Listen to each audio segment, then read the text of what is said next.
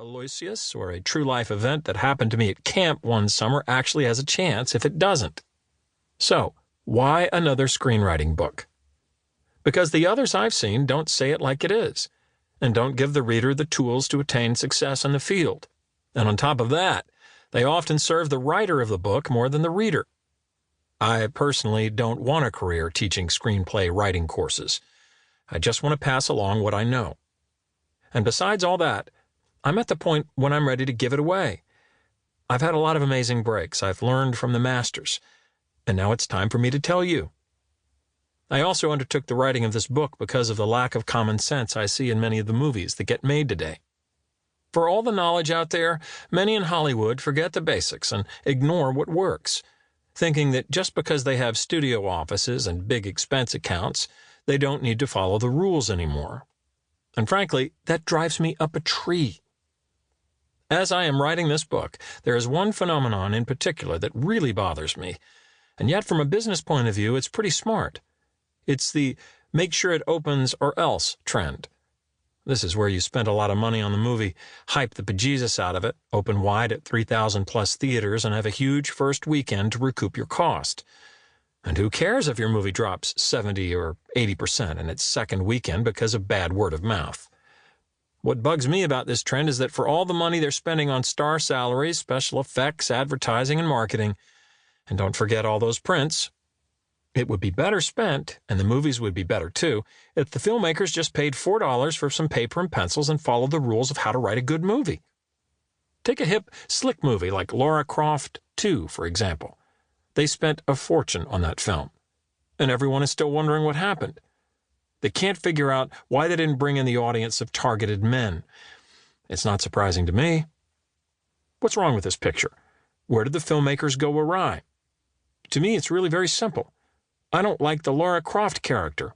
Why would I? She's cold and humorless. And while that's fine in the solitary world of video games and comics, it doesn't make me want to leave my home to go see the movie. The people who produce this film think they can get you to like her by making her cool. This is what amounts to character development in au courant movies. She drives a cool car. That's someone's idea of how to create a winning hero. Well, folks, I don't care about how cool it is. This isn't going to work. Why? Because liking the person we go on a journey with is the single most important element in drawing us into the story. Which brings us to the title of this book, Save the Cat. Save the what? I call it the Save the Cat scene. They don't put it into movies anymore, and it's basic. It's the scene where we meet the hero and the hero does something, like saving a cat, that defines who he is and makes us, the audience, like him. In the thriller Sea of Love, Al Pacino is a cop. Scene 1 finds him in the middle of a sting operation. Parole violators have been lured by the promise of meeting the New York Yankees. But when they arrive, it's Al and his cop buddies waiting to bust them. So Al's cool. He's got a cool idea for a sting anyway. But on his way out, he also does something nice. Al spots another lawbreaker who's brought his son coming late to the sting. Seeing the dad with his kid, Al flashes his badge at the man who nods in understanding and exits quick. Al lets this guy off the hook because he has his young son with him.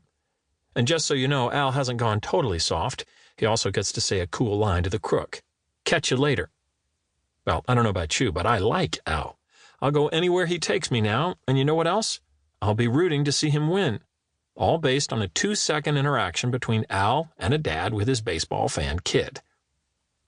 Can you imagine if the makers of Lara Croft 2 spent $4 on a good Save the Cat scene instead of the $2.5 million they spent developing that new latex bodysuit for Angelina Jolie?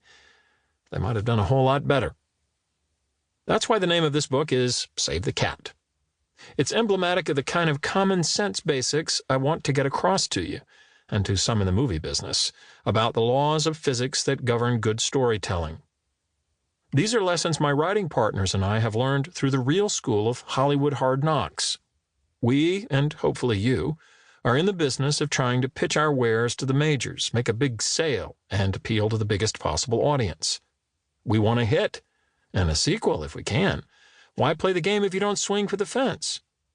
And while I love the indie world, I want to hit it out of the park in the world of the major studios. That's why this book is primarily. To keep listening to this audiobook for free, click the link in the description.